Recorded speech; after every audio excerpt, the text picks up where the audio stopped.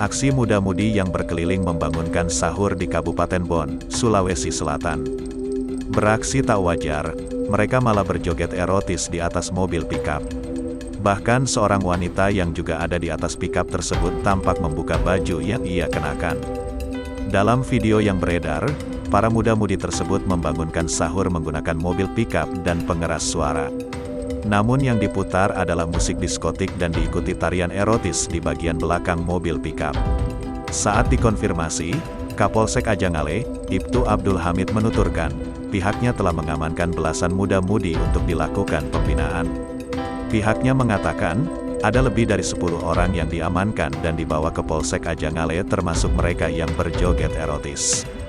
Mereka juga dibina dan dinasehati oleh Ustaz untuk tak mengulangi perbuatannya. Mereka juga membuat surat pernyataan untuk tak lagi melakukan aksinya. Aksi membangunkan sahur dengan pengeras suara dan musik diskotik hingga joget erotis diketahui sudah 2 kali dilakukan.